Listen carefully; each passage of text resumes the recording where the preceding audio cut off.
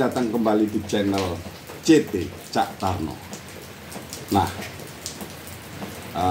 kali ini kami ingin membahas tentang nasionalisme. Nah, kata nasionalisme ini kok kayak sangat abstrak atau mengawang-awang. Ada ketika kita bicara nasionalisme, maka kita bicara tentang kebangsaan. Nah, lebih spesifik lagi nih, tentang apa sih nasionalisme ini? Kebangsaan, bangsa itu apa?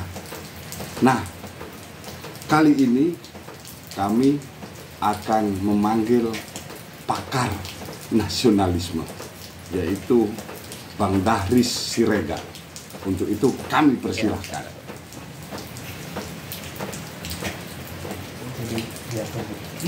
Kelihatan nggak? Ya. Sapa dulu dong, Pak. Apa sampai apa? Ketemu kembali ya teman-teman. Tadi keliru, aku bukan pakar ya. Oh, bukan Pakar nasionalisme apalagi, bukan. Saya bukan pakar itu, hanya ya saya peneliti, baca dan kadang-kadang ya berdiskusi tentang satu topik. Nah, salah satu yang saya cukup gemari ya memang tentang itu. Tentang nasionalisme ini bagi saya satu topik yang selalu menarik untuk kita kaji, kita bahas dari berbagai sisinya kira-kira. Nah, saya ingin bertanya nih, Pak. Ya. Saya ingin bertanya, nasionalisme ini kan terkesan kayak apa ya? Bendera. Orang kan melihatnya kan Simbol. Bendera, simbol. Lagu Terus kebangsaan. habis gitu paham lagu-lagu kebangsaan. Kesebelasan sepak Terus bola. khususnya kesebelasan sepak bola, ya kan? Lagu-lagu perjuangan. Lebih ini ayo semangat nasionalisme. Tapi nasionalisme sendiri ini seperti apa sih, Bang? Iya. Mungkin bisa dijelaskan supaya nanti yang mengikuti channel ini bisa sedikitlah paham nasionalisme, kan gitu. Iya. Terkait lebih ke bagaimana sih aplikasinya ke dalam kehidupan sosial berbangsa dan bernegara, kan gitu ya. Iya. Nah, ini tolong bisa diberikan gambaran atau ini. Jadi nasionalisme itu pada dasarnya milik semua orang, kan gitu ya. Itu yang kita pahami dulu. Nasionalisme itu bukan milik negara, bukan pemerintah yang memonopolinya. Justru nasionalisme itu bisa dikatakan nasionalisme sejati manakala rakyatnya justru yang menjadi motor penggerak dari nasionalisme itu sendiri. Jadi dia bukan gerakan top down, dia bottom up. Nasionalisme itu bottom up. Kayak contoh paling simpel, ketika ibu-ibu kita dulu di zaman perang kemerdekaan membuat dapur umum, itu adalah wujud paling nyata dari sebuah nasionalisme. Siapa yang suruh? Tidak ada. Apa ada perintah dari Panglima Besar Sudirman waktu itu? Tidak ada. Presiden Soekarno? Tidak ada. Kesadaran begitu. Tapi mereka tahu bahwa mereka harus berkontribusi. Kalau tidak, ini kasihan pejuang-pejuang ini, kan gitu. Apa yang saya bisa? Ya kita bikin dapur umum, kita masakin makanan biar mereka nggak kelaparan. Itu contoh reaksi spontan. Itu contoh paling masih terlalu ini, Bang, masih terlalu apa namanya abstrak, masih terlalu abstrak. itu kan konkret. Iya, konkret, tapi untuk kita memahaminya tiba-tiba nasionalisme itu kayak misalkan waktu dengan kemerdekaan atau ini. Nah, supaya bangsa kita itu mencintai bangsanya, kan gitu. Nah, inilah kemudian kita tumbuhkan yang namanya nasionalisme. Nah, itulah contoh seperti itu. Betul, pandangan sampean ya benar bahwa untuk era yang sekarang itu nggak bunyi memang contoh yang saya kasih tadi itu udah kayak nggak relevan memang. Artinya sekarang kan tidak ada perang, tidak ada musuh militer yang datang dari luar mengganggu negara kita, kan nggak ada, kan gitu. Artinya kan wujud nasionalisme harus mentransformasi diri menjadi sesuatu yang lain lagi, kan gitu. Nah, mungkin salah satu yang bisa kita ambil untuk contoh modernnya, untuk contoh kontemporer kita sekarang, bagaimana contoh bangsa Jepang menggunakan nasionalisme untuk menggerakkan ekonomi. Yang itu akhirnya wujud dalam bentuk bahwa mereka nggak ada yang nyuruh gitu loh, maksudnya mereka akan selalu setia atau berusaha untuk membeli kalau masih ada barang buatan dalam negeri, buatan Jepang, mereka akan beli.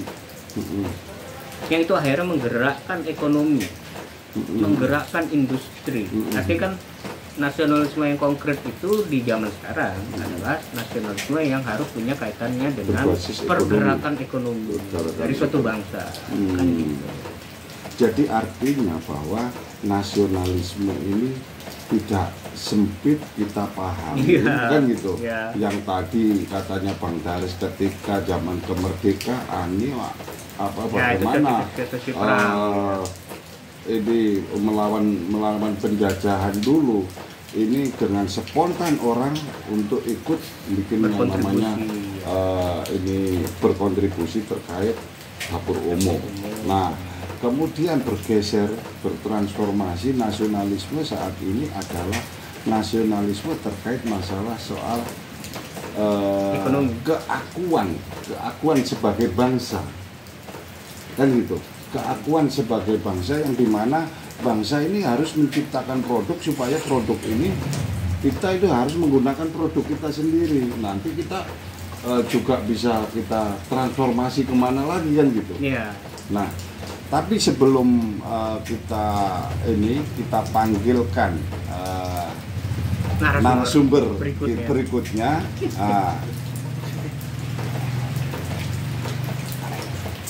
nah kami akan panggilkan Pak Mukhlisin. Nah ini juga menarik nih, pembahasan tentang nasionalisme. Apakah lewat industri kreatif atau apa? Ayo Pak Mukhlisin. Jadi kali ini kita membahas tentang nasionalisme. Tentang identitas sebagai sebuah bangsa. Nah, kira-kira apa Pak Mukhlisin pandangannya memahami nasionalisme agar ini bisa akses oleh masyarakat tentang memahami nasionalisme? Ini saya sih lebih cenderung begini ya, nasionalisme itu satu konsep yang sudah harus tertanam di dalam kesadaran warga negaranya atau masyarakat kita. Itu akan jadi penggerak. Jadi tanpa dikomando, tanpa apa, kalau kita punya kesadaran nasionalisme itu akan bergerak dengan sendirinya. Salah satu contoh ya sebenarnya, saya nggak tahu apakah ini diperintah atau enggak. Kalau kita melihat film Amerika dengan topik apapun, dengan cerita apapun, itu sekelebat selalu ada bendera Amerika. Kalau kita teliti ya, apakah itu film tentang gangster, apakah film tentang apa, itu selalu akan ada gitu, sekelebat aja, mungkin sepersekian detik ada. Itu artinya apa? Kesadaran nasionalisme sudah tertanam dalam seni kreatif mereka, produk budaya mereka. Nah, itu yang mungkin di kita belum banyak belum banyak tertanam itu. Jadi kalau kita melihat kreasi baru, produk baru yang di situ ada signature tentang nasionalismenya apa? Kita belum punya itu, standar itu. Artinya bahwa kesadaran masyarakat kita terkait nasionalisme ini ya itu tadi, karena kita memahami nasionalisme itu akan sangat rumit sekali kan. Hanya bisa kalau kita ini Bang, maksud saya kalau misal itu bisa kita rasakan ketika main sepak bola Indonesia lawan ini, baru itu terus bendera ini. Nah, semangat nasionalismenya masih dalam bentuk itu, bagaimana keakuan sebagai bangsa Indonesia kan ini, bangsa yang bagaimana dia ini untuk memperjuangkan, untuk mensupport pemain. Nah, tetapi masalah soal ini Bang, yang saya rasakan, yang kita lihat Bang, ini fenomena sosial ini, ketika ada budaya luar, dia lebih heroik daripada ada budaya kita sendiri. Misalkan angklung misalkan, biasa. Tetapi ketika ada misal hip hop atau apa di ini, kita langsung heroik ini, apa namanya, kayak ini, apa namanya, kayak ininya ini banget gitu loh Bang. Wah, aku Korea banget, hip hop ya, apa kan gitu. Nah, ini karena kenapa itu? Apakah karena masyarakat kita kesadaran atas nasionalisme ini kurang tumbuh atau rendah, atau bagaimana seperti itu? Enggak, kalau soal rendah atau tinggi ini menurut saya orang Indonesia itu tinggi sebenarnya nasionalismenya. Tapi sayangnya mungkin karena cara menanamkan nasionalismenya lebih kepada sejarah, lebih kepada masa lalu, akhirnya mereka tidak lihat bahwa nasionalisme itu juga suatu alat untuk melihat masa depan. Makanya saya kalau boleh usul, mungkin kita yang harus kembangkan itu namanya bukan nasionalisme yang emosional, tapi sebutlah nasionalisme produktif umpamanya. Jadi nasionalisme yang diarahkan untuk sesuatu yang bersifat produktif. Entah itu kekayaan kasana kuliner, entah itu kekayaan kasana busana, entah kesenian, entah apapun yang itu diarahkan untuk menjadi suatu industri atau ekonomi. Dan masyarakat, nilai nasionalisme jadi berharga. Dan masyarakat kita juga harus ditanamkan kebanggaan atas SNI kan. Yang apa namanya Indonesia itu. Enggak.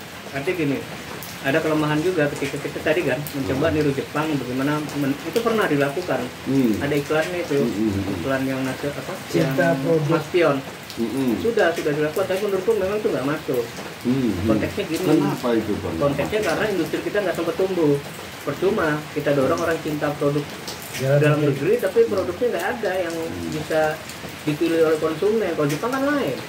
Mobil dia punya mobil yang setara dengan produk Amerika. Contoh misalkan kayak begini lah, dari tradisi budaya kita terkait masalah soal makanan ya kan. Berapa banyak makanan yang sudah tergantikan oleh makanan-makanan ini yang asing lah menurut saya.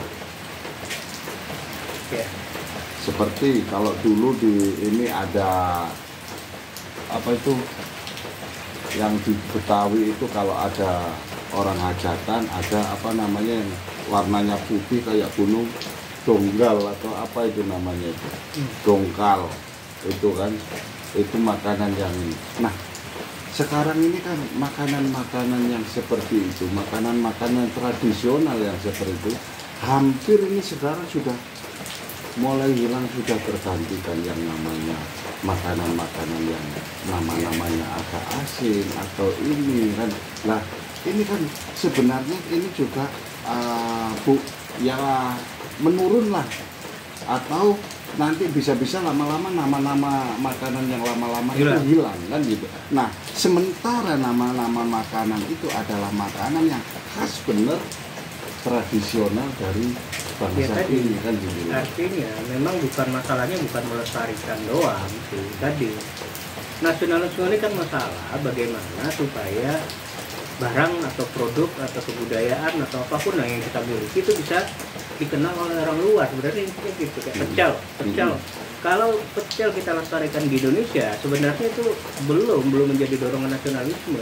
Tapi ketika pecel umpamanya bisa akhirnya menjadi makanan tren di Eropa umpamanya, atau di Jepang atau di Australia, di luar negeri lah, barangkali itu akan menjadi satu wujud nasionalisme konkret, nasionalisme produktif tadi. Jadi bukan sekedar melestarikan di sini loh, Jan. Tadi kan kita nggak bisa nolak juga, umpamanya McDonald masuk ke sini, masuk ke sini nggak bisa. Kita kan negara terbuka juga, Jan.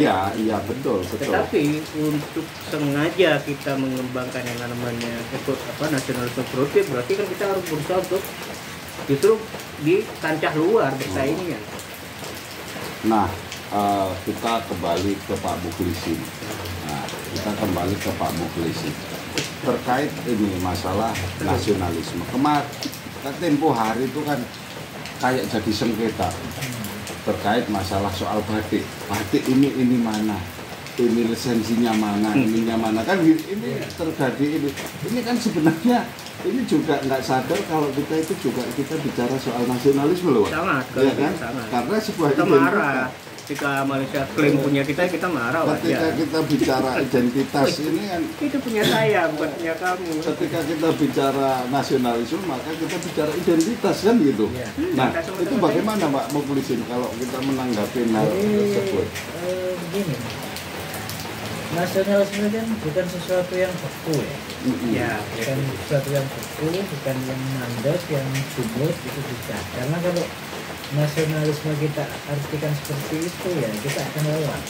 Nggak ada gunanya. Jadi menurut saya ya diawali dengan mungkin merawat yang kita punya, misalkan tradisi budaya, kemudian kita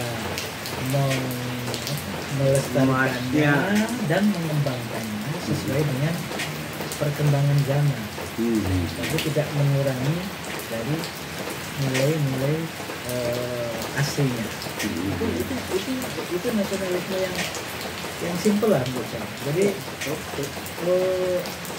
ketika ini sudah dikembangkan, ya berarti bersaing dengan identitas global. Iya. Itu tadi. Jadi misalnya kita punya batik tadi, orang lain yang mengakui karena kita alfa. Alfa merawat, alfa melestarikan, alfa mengembangkan. Itu sebagai identitas nasional kita. Jadi kira-kira itulah. Jangan sampai kebalik bahwa nasionalisme itu akhirnya sesuatu yang kuno ya. Jadi Iya. Nah, tapi kalau kan sekarang banyak ya di masyarakat kita sehingga kita sendiri ini kan nggak sadar kalau kita sebenarnya ya banyak Pak. Ini akhirnya ini loh paham yang baru masuk karena nasionalisme kita untuk ini masalah menjaga kelestarian atau kelestarian kebudayaan kita.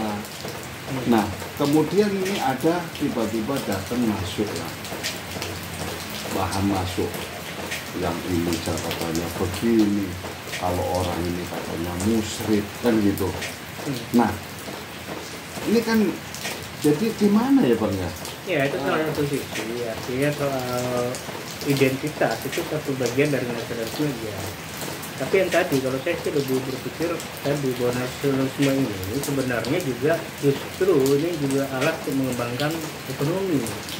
Itu yang penting, menjadi produktif lah.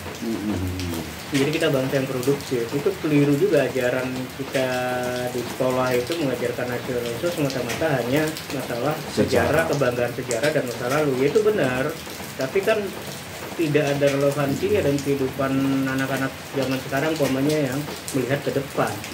Padahal bisa. Komik itu bisa. Jadi ladang persaingan kita di luar. Tapi harus intinya kan kalau nasionalisme dia harus membuktikan ya bahwa apa yang dia bawa keluar itu disukai orang. Jadi artinya bahwa nasionalisme itu tidak bisa cukup dipahami dalam perspektif sejarah. Ya kan itu tidak cukup dipahami hanya ekonomi juga kan gitu ya. Ekonomi ini juga nggak cukup maksudnya kan gitu nggak tadi gitu. Jadi dan ekonomi ini nasionalisme ini harus dipahami dengan perspektif filsafat di mana kita ini akarnya dari semua itu ya. Di situ ada sejarah, ada ekonomi, ada nilai sosial, ada itu kan gitu Bang. Maksudnya ya Bang ya. Ya. Jadi lebih luas kan gitu. Tapi ya Ando lain kajian. Ketika kita bicara nasionalisme sebagai kajian filsafat, nah itu agak beda lagi karena tadi kan kalau aku lebih bicara bagaimana praktik nasionalisme ke depan yang cocok untuk bangsa Indonesia ini, menurut saya tadi harus nasionalisme produktif di level praksis.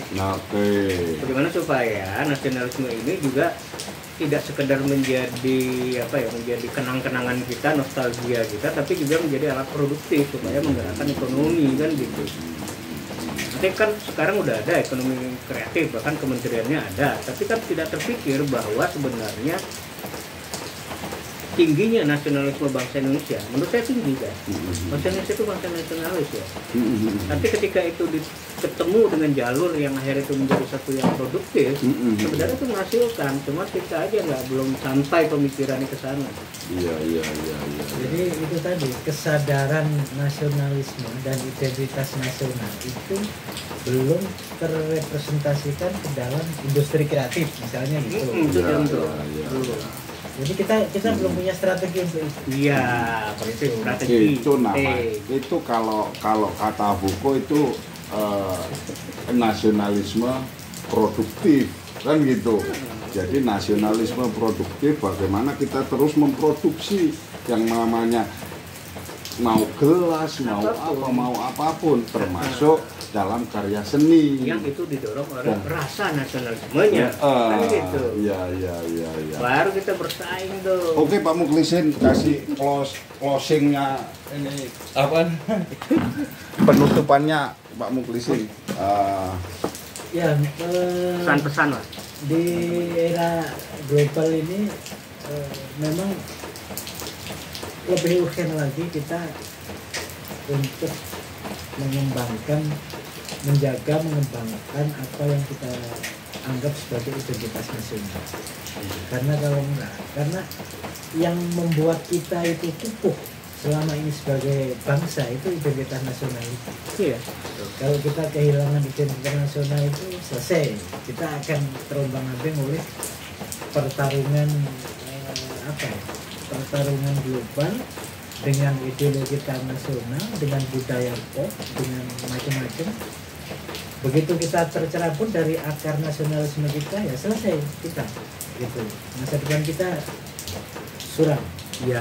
Jadi tanpa identitas nasional itu kata anak sekarang madesu. Itu mah anak dulu, istilah dulu zaman. Kalau sekarang menyebutnya ambiar. Kalau tidak nasionalis ambiar. Oke. Ya, sampai ketemu lagi teman-teman.